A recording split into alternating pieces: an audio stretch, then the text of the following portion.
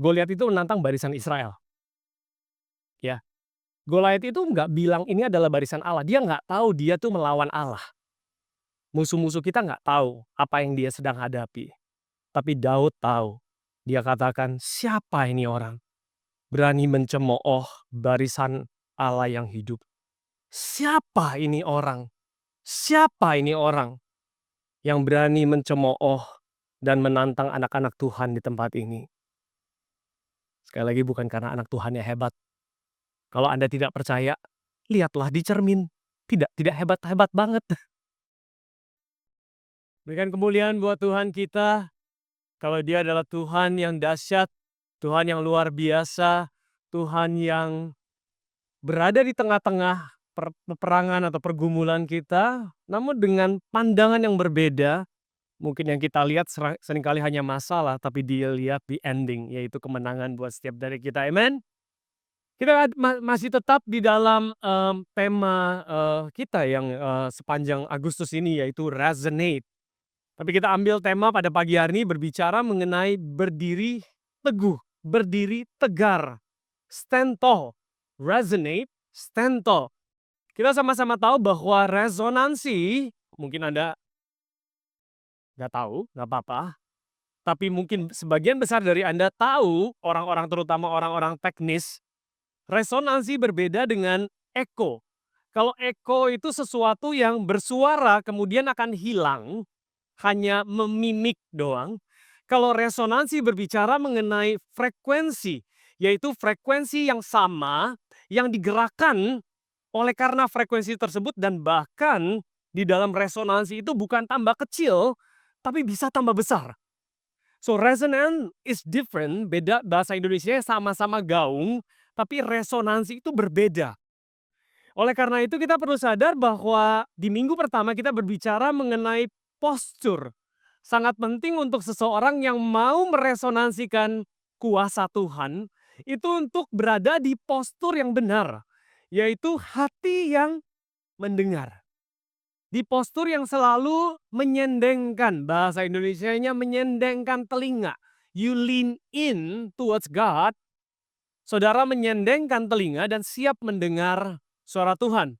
These days banyak sekali alasan untuk kita nggak mendengar. Kita bisa present, balik lagi kita bisa ada secara tubuh, tapi secara hati, secara pikiran, itu kemana-mana. Oleh karena itu sangat penting untuk seseorang yang mau mengalami resonansi Tuhan, terutama di bulan Agustus ini kita mau menangkap resonansi Tuhan untuk berada dalam postur hati yang mendengar.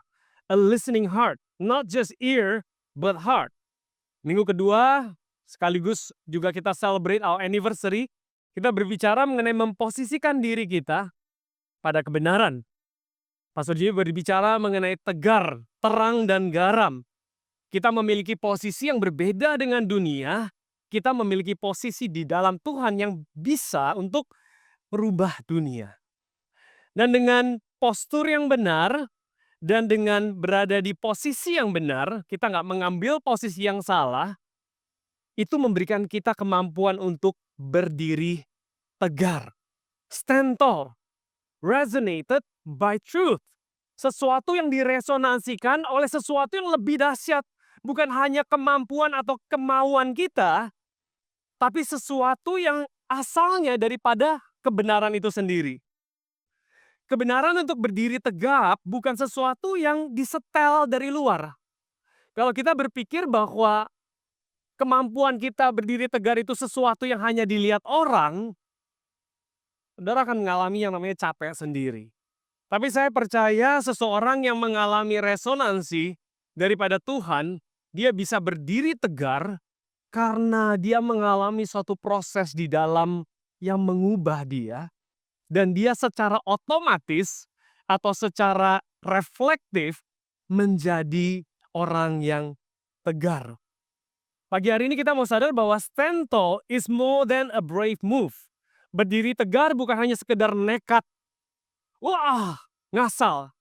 Tapi it's having the right posture, hati yang benar, being in the right position, producing conviction, menghasilkan keyakinan yang bisa berdiri tegar di tengah kebisingan dunia. Kita akan ambil pelajaran hari ini dari 1 Samuel 17.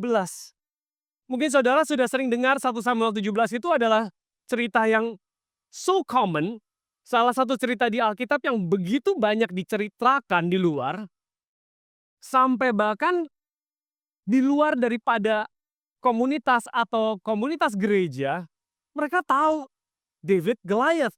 Pada saat kita berbicara mengenai marketplace di mana perusahaan yang kecil mencoba untuk take over atau mencoba untuk mengalahkan perusahaan yang besar, ekspresi yang dikatakan adalah David versus Goliath. Dan David versus Goliath ini, Daud versus Goliath ini ada di 1 Samuel 17. Saya berasumsi Anda sudah pernah mendengar, because the world has heard, dunia sudah mendengar, jangan sampai umat Tuhan tidak pernah mendengar. You must have heard, saudara sudah dengar. Tapi saya mau kasih tahu saudara pagi hari ini, the reality of this story, kesungguhan daripada cerita ini sebenarnya bukan David versus Goliath. Bukan Daud melawan Goliat. But it's actually God versus Goliath. Dari awal, Daud ini nggak melihat ini adalah peperangan dia. Dari awal, the whole setting of the story, itu sebenarnya bukan Daud melawan Goliat. Tapi Tuhan melawan Goliat. God versus Goliath.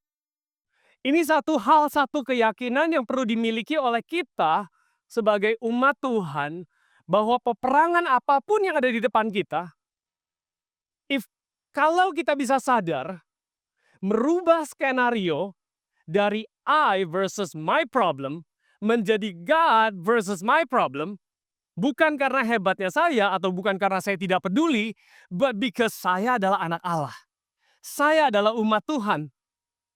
Bahkan Daud hidup beribu-ribu tahun sebelum Yesus mati. Di situ Daud bisa mengasosiasikan dirinya, mengatakan bahwa God is fighting this battle. The battle belongs to the Lord.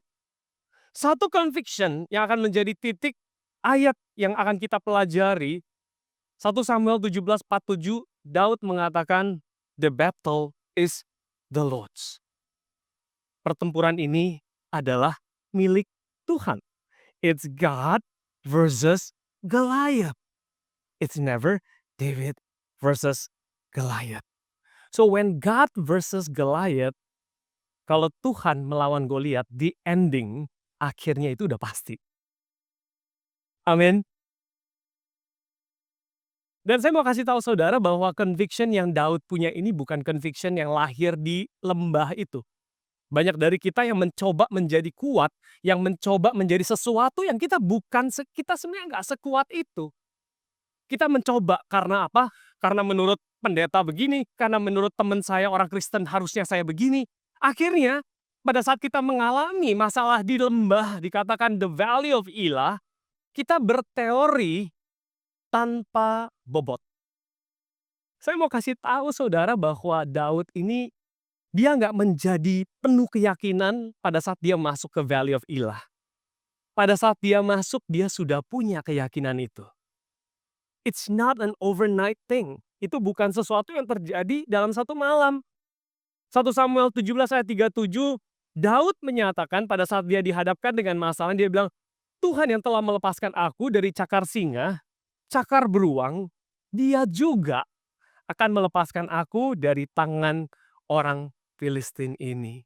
Saya mau kasih tahu saudara bahwa pada saat seseorang mempunyai keyakinan, itu bukan agamawi, tapi suatu perjalanan. Bukan an idea yang dilempar ke Anda coba menghidupinya dengan kekuatan Anda sendiri. Tapi saya percaya itu adalah suatu proses. Sebelum adanya Goliat akan ada singa. Sebelum adanya Goliat mungkin ada beruang. Dan bagaimana dia melihat Tuhan berkarya, that builds conviction. Itu membangun suatu keyakinan. Kita bisa memiliki pengetahuan tentang seberapa besar Tuhan, but pengetahuan itu pada saat dihadapkan dengan masalah, pengetahuan itu hanya tahu, tapi kalau keyakinan itu berbeda. Keyakinan is not trying to be, but memang sudah ada. And I want to tell you, pada saat dia masuk, pada saat dia diperhadapkan dengan Goliath, he already have that conviction yang dia dapatkan pada saat dia sendirian. Oleh karena itu, pertanyaan berikutnya, if the battle is the Lord's, kalau peperangan itu milik Tuhan, bagian aku apa? Then what do I do? Right? If the battle belongs to the Lord, then should I just go home? Saya pulang aja ke rumah, tidur, biar Tuhan yang berperang. What do I do? One thing for sure, ini bodoh, jawaban bodohnya. If the battle is the Lord's, the thing that you should do first adalah to know that the battle that we are in, peperangan yang kita ada adalah to know that it's not a battle. Baca begini, saya baca aja saya ketawa sendiri. What? This is not even a point. This is not even a good quotation. Tapi saudara tahu seberapa susahnya untuk know that it's not a battle? Seberapa susahnya untuk kita tahu it's not our battle to start with. So many noises. Banyak sekali suara bising yang membuat kita distracted dan mulai mengambil peperangan itu sendiri. One conviction, many noises. Kalau saudara baca di 1 Samuel 17, itu ada beberapa yang terjadi. Samuel 17 dari awal dikatakan bahwa Goliat ada di depan. Kemudian di tengah-tengah, noisesnya itu bukan cuma rong-rongan daripada Goliat, tapi ada juga the brother. Seorang yang bernama Eliab, noises memberikan suara bising buat seorang Daud yang saat itu datang dengan keyakinan. Kemudian juga ada Saul, the armor. One conviction, many noises. Challenge yang ada di depan, the brother melakukan fitnahan dan mengingatkan dia masa lalu. Dan Saul mengingatkan dia kemampuan lu saat ini. Dan 3 hal ini can make you paralyzed. These noises bisa berubah menjadi oppression dalam kehidupan kita. Jajahan. Kita pelajari satu persatu. One conviction, many noises. The first one adalah the giant. Big and loud. Besar dan bising, ribut.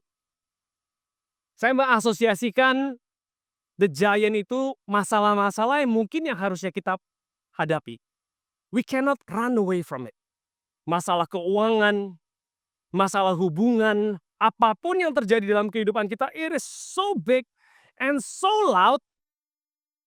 1 Samuel 17, 4-7 dikatakan tingginya 3 meter, hampir 3 meter, sekitar 2,9 kalau dihitung. Baju zirah tembaga 60 kg, mata tombak yang ujungnya aja cuma ujungnya 7 kilo, hanya ujungnya. Ketopong penutup kaki tembaga di lembing di bahu. Dan itu setiap pagi dan petang ngerongrong. Mencemooh, menantang setiap pagi dan setiap petang. Can you relate to that? Setiap pagi Anda bangun, the giant is right in front of you. The giant challenge you even. Dikatakan Goliat ini bukan cuma menantang bangsa, tapi menantang satu persatu. Maju, lawan saya. These noises menjadi battle kita sendiri untuk apa? Untuk kita tahu kalau ini Tuhan yang akan berperang. It is so close, begitu dekat, sampai dia menantang satu persatu. That makes us paralyzed. Atau bukan makes us paralyzed, membuat kita semakin nafsu. I need to be bigger. I need to be louder. Yang akhirnya menghasilkan apa? Loud yang mungkin kosong. Big-nya itu nggak ada isinya. Mentally drained. Because kita tertantang untuk melawan dengan kemampuan kita sendiri. Overwhelmed. Kita mengambil tantangan ini sebagai tantangan kita pribadi. Sedangkan anak-anak Tuhan, don't you know that the battle belongs to the Lord? Bahwa pertempuran yang Anda hadapi adalah punya Tuhan. 1 Samuel 17 ayat 26-36 dikatakan, siapa orang Filistin yang tak bersunat ini? Ini seorang Daud. He's able to see this from the beginning. Dia sudah lihat dari awalnya. That one conviction. It's not me versus him. It's God versus him. It's not easy. Nggak mudah, saudara. Saya tahu. Saya alami apa yang kita secara manusia alami. Sangat susah untuk sadar kalau Tuhan itu yang berperang buat kita. Lebih gampang nyanyiinnya. Hidupinnya tuh nggak segampang itu. Itu yang dikatakan kita akan bertumbuh senantiasa dalam iman. Kita tahu bahwa Tuhan yang ada di depan kita. Siapakah orang Filistin yang tak bersunat ini sampai ia berani mencemooh barisan daripada Allah yang hidup? Kalau Anda baca di ayat 10, Goliat itu nggak menantang barisan Allah yang hidup. Goliat itu menantang barisan Israel. Ya, Goliat itu nggak bilang ini adalah barisan Allah. Dia nggak tahu dia tuh melawan Allah. Musuh-musuh kita nggak tahu apa yang dia sedang hadapi. Tapi Daud tahu. Dia katakan, siapa ini orang? Berani mencemooh barisan Allah yang hidup. Siapa ini orang? Siapa ini orang yang berani mencemooh dan menantang anak-anak Tuhan di tempat ini? Sekali lagi bukan karena anak Tuhan yang hebat. Kalau Anda tidak percaya, lihatlah di cermin. Tidak hebat-hebat banget. Tapi siapa yang berani menantang anak Tuhan kalau Tuhan ada di pihaknya? For Israel, buat orang Israel, Goliath was a big oppression. Untuk orang Israel, Goliath itu jajahan yang tekanan yang begitu besar. Paralyzing. Semua orang diem, nggak bisa berbuat apa-apa, ditantang satu-satu. Dengan giant-giant itu menghampiri satu persatu. Mana yang berani? Paralyzing, but for David, buat Daud, it's just a loud but empty noise. Sakit kuping gue denger ini apaan sih? My prayer, doa saya di tempat ini, kita bertumbuh di dalam keyakinan kita. Believer, sebagai seorang percaya, tahu nggak modal Anda sebagai seorang percaya itu apa? Orang pinter, modalnya apa? Kepinteran. Orang pinter pada saat dia menjadi bodoh, hilang pinternya, nggak bisa jadi orang pinter lagi ya. Orang percaya, modalnya apa? Modalnya apa? Percaya. Pada saat kepercayaannya itu hilang, dia itu kayak hanya bernafas, tapi tidak menghidupi kehidupannya. So sekali lagi, buat orang percaya sangat penting untuk kita bertumbuh di dalam kepercayaan kita. For David, it was just a loud and empty noises. Bagi Israel, Goliat adalah penindasan besar yang melumpuhkan. Tapi bagi Daud, Goliat hanya suara keras yang sakit, nyakitin kuping, and I just want to shut it down. Aku mau matikan. One conviction, many noises. Yang kedua, musuh ada di depan, tapi yang kedua ini musuhnya ternyata di sebelah. Pada saat Daud datang menghampiri, di sana ada kakaknya, Eliab, yaitu kakak yang pertama. Di situ 1 Samuel 17 ayat 28, Eliab marah dan langsung mengatakan, ngapain kamu di sini? Meninggalkan apa yang harus kamu kerjakan, yaitu menggembalakan domba. Aku kenal sifat memberanimu dan kejahatan hatimu. Ini seorang kakak ngomong kepada adiknya. Engkau datang kemari dengan maksud melihat pertempuran. Saya mau kasih tahu saudara, noises bukan hanya datang dari luar. Tapi seringkali noises itu datang dari orang terdekat Anda. Orang yang mungkin ngelihat Anda dari kecil, tahu Anda itu waktu ngompol, dia lihat gitu, lu bukan siapa-siapa. They see you grow up. banyak kegagalan. Dulu lu jahat ngerebut bahkan barang gua. Bringing up the past. Diangkat masa lalu saudara untuk membuat Anda paralyzed. Ya udahlah kalau gitu gua nggak usah, karena 10 tahun yang lalu gua gagal. Gimana cara jadi berkat kalau kayak begitu? Tapi saya mau kasih tahu saudara, this is one of the noises. Ini adalah satu kebisingan yang saudara perlu matikan. Belum lagi kita tahu bahwa Eliab dikatakan di 1 Samuel 16 dikatakan bahwa Eliab ini adalah seorang prajurit dan anak pertama daripada Isai, yaitu papanya Daud, yang pada saat Samuel datang mencari sosok seorang raja,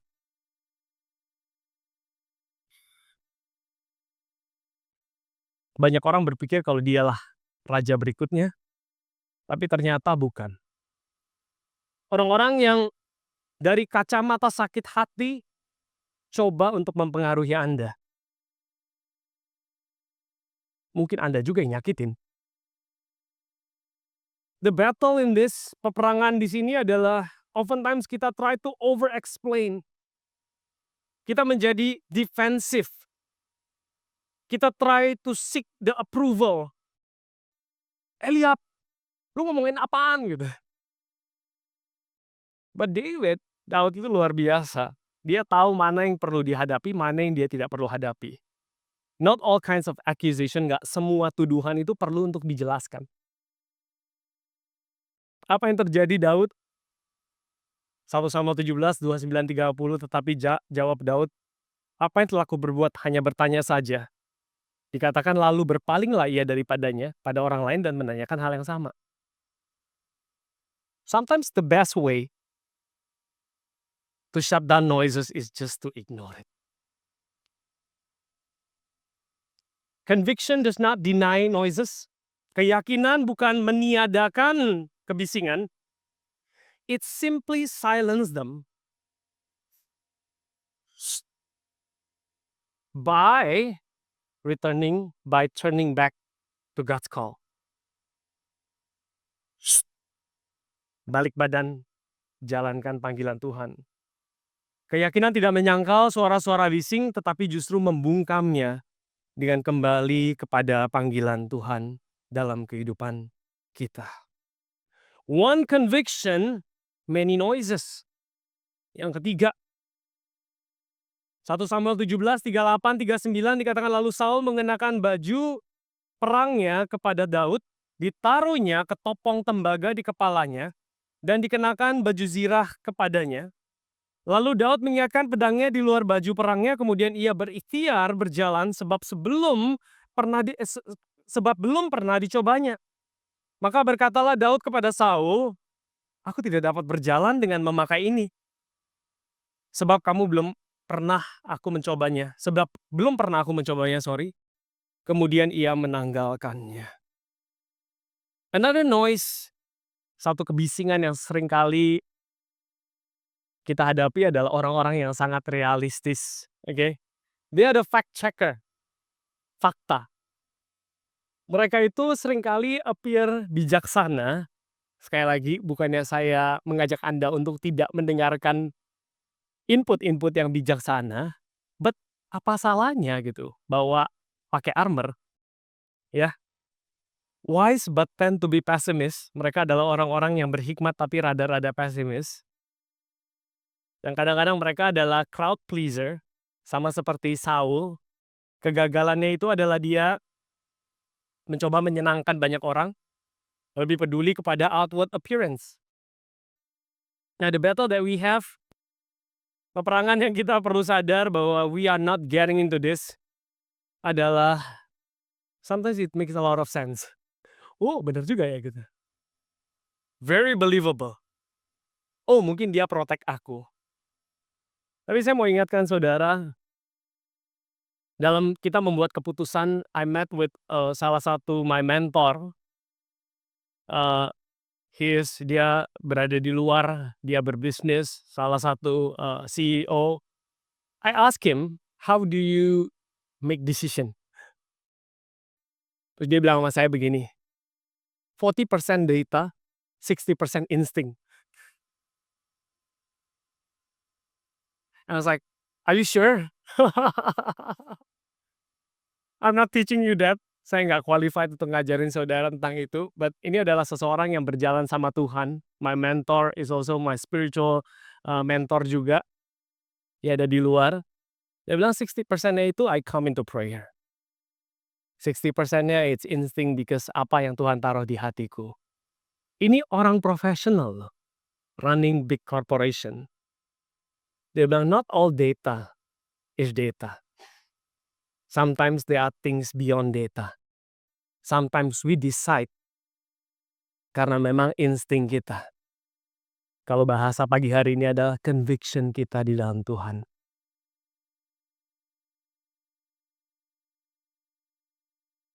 1 Samuel 17:40, lalu Daud mengambil tongkatnya di tangannya, dia memilih untuk menanggalkan itu semua, dipilihnya dari dasar sungai 5 batu yang licin dan ditaruhnya dalam kantong gembala yang dibawanya, yakni tempat batu-batu, sedang ketapelnya itu umbannya dipegangnya di tangannya, demikianlah ia mendekati orang Filistin itu.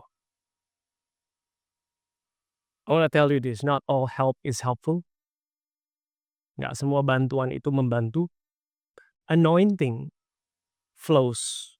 Urapan Tuhan flows thus from godly conviction. Pada saat kita bertumbuh di dalam pengenalan akan Tuhan, kita bangun hubungan sama Tuhan, kita dekat sama Tuhan, kita mencari kebenaran firman-Nya. It flows from that godly conviction. Turunnya dari apa? Keyakinan ilahi. Not borrowed methods. Bukan cara-cara yang kita pinjam dari kanan, dari kiri. God is God of million methods. Tuhan adalah Tuhan yang memiliki jutaan cara. Cara yang terbaik untuk season ini. Cara yang terbaik. Masalah yang sama di season yang berbeda aja seringkali cara mengatasinya berbeda. Pernyataan ini lebih lagi harus mengingatkan kita bahwa methods fail, but God does not fail. Tidak semua bantuan itu membantu. Urapan lahir dari keyakinan dalam Tuhan, bukan dari metode kanan kiri. Knowing, saudara sadar that God versus Goliath. Tuhan melawan your Goliath. My God against my Goliath. You know what is the biggest Goliath we have? It's not materi, bukan itu semua. But the biggest Goliath we have, Goliath terbesar yang kita punya adalah dosa. Kita bisa berhasil dalam dunia, but apa artinya at the end of the day hell? Pada akhirnya kita masuk ke dalam penghukuman. Kita bisa punya banyak uang, tapi pada akhirnya achievement itu semua nggak ada artinya. When God versus Goliath, yang saudara mesti sadar bahwa Goliath itu kepalanya ada di Kalvari. Dipotong kepalanya itu ditimbun, dimasukkan ke dalam gunung yang namanya Kalvari, di situ Yesus mati. My God versus my Goliath. I don't need to be bigger. I need Jesus. I don't need to be louder. I need Jesus. 2000 tahun lalu, the war is won. 80 tahun yang lalu, the war for Indonesia is won. Hari ini kita berangkat bukan dari Andi versus Goliath, but berangkat dari God versus Goliath. We are not fighting for victory. Kita nggak berperang untuk mendapatkan kemenangan itu. We are fighting from victory. Orang yang punya keyakinan ini, orang yang bertumbuh di dalam keyakinan ini, dia sadar bahwa fighting for victory hanya akan, itu adalah driven, terdorong by pressure to prove and to perform. But fighting for victory is guided by restfulness, keyakinan in what is already won. Apa yang sudah dimenangkan. It's not about the outcome. It's about alignment. Bukan soal hasilnya, tapi penyelarasannya untuk menghidupi kemenangan itu. Fighting from victory chases outcomes. Fighting from victory cherishes presence. This morning, 80 tahun kemerdekaan Indonesia, our battle, peperangan kita is to first believe kalau kemenangan sudah kita raih. Not just believe, we live it. Kita hidupi. Karena yang sudah diberikan 80 tahun yang lalu, darah yang sudah ditumpahkan, bukan untuk kita kemudian kembali terbelenggu. Tapi untuk kita bisa menghidupi the victory that our orang-orang yang mendahului kita sudah berikan dalam kehidupan kita. Stand tall, berdiri tegar against intimidation from Goliath, accusation, tuduhan, and unnecessary expectation yang gak penting, yang akan membuat kita kecil, yang akan membuat kita gak ada apa-apanya. Stand tall against all this. Resonate. Stand tall as His church, sebagai gerejanya, praying for our nation. Mari kita bangkit berdiri.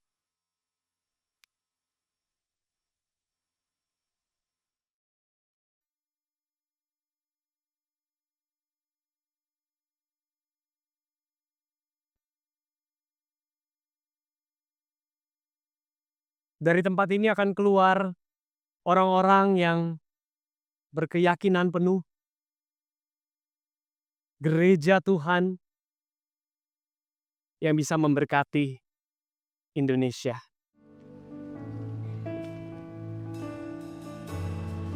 You take what the enemy's meant for evil and you turn it for good. You turn it for good. You take what the enemy's meant for evil and you turn it for good. You turn it for good. You take what the enemy's meant for evil and you turn it for good. You turn it for good. You take what the enemy's meant for evil and you turn it for good. You turn it for good. You take it.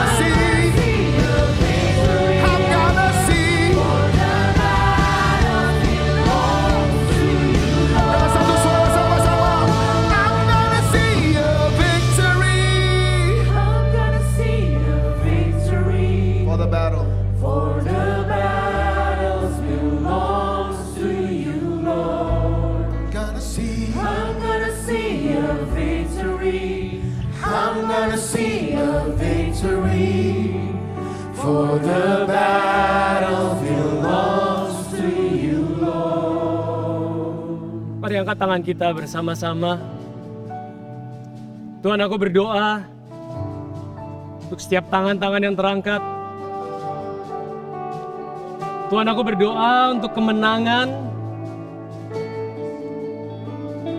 yang Tuhan berikan dalam kehidupan kami.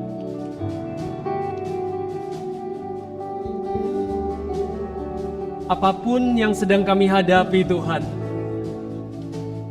kami percaya kemenangan akan terjadi di dalam terlebih dahulu. Even before we see the solid victory, Tuhan, kami berdoa, Tuhan, kemenangan terjadi di dalam hati kami. Kami bisa lihat bahwa sekali lagi bukan kami yang berhadapan dengan masalah, tapi Tuhan yang berhadapan dengan masalah kami. This is the Lord's battle.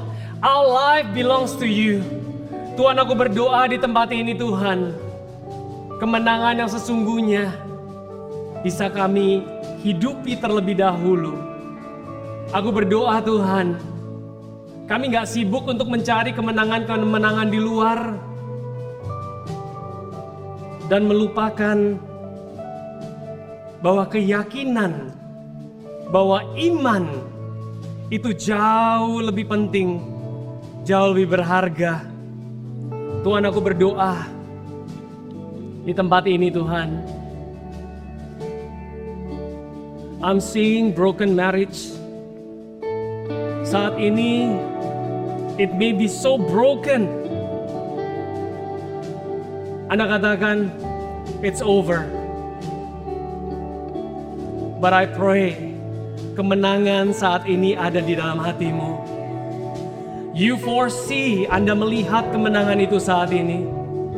Bukan dengan kehebatan Anda, bukan dengan kemampuan Anda, tapi karena Tuhan akan berkarya melalui Anda. I'm seeing a broken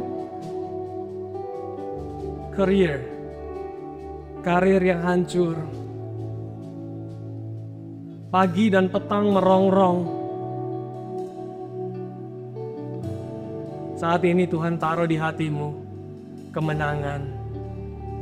God will provide you with a job. Tuhan akan memberikan Anda pekerjaan. Dan bukan cuma pekerjaan, God is gonna give you position. Tuhan akan memberi Anda posisi. Di dalam nama Tuhan Yesus, mari angkat tangan kita bersama-sama. Apabila engkau baik-baik mendengarkan firman Tuhan dan bertumbuh dalam iman sesuai dengan firman Tuhan, sesuai dengan kebenaran, diberkatilah pada saat engkau keluar, diberkatilah pada saat engkau masuk. Kau akan menjadi kepala dan bukan menjadi ekor. Apapun yang Anda kerjakan, Tuhan akan buat berhasil.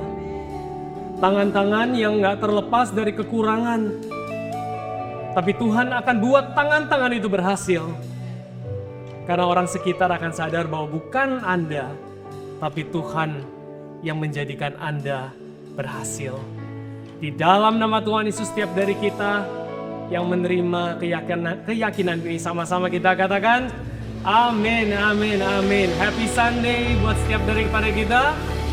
Again, please follow the ushers untuk flow keluar. Thank you, God bless. Untuk informasi lebih lengkap mengenai IFGF Jakarta, Anda dapat mengunjungi Linktree IFGF Jakarta yang tertera di deskripsi YouTube dan juga bio Instagram IFGF Jakarta. God bless you.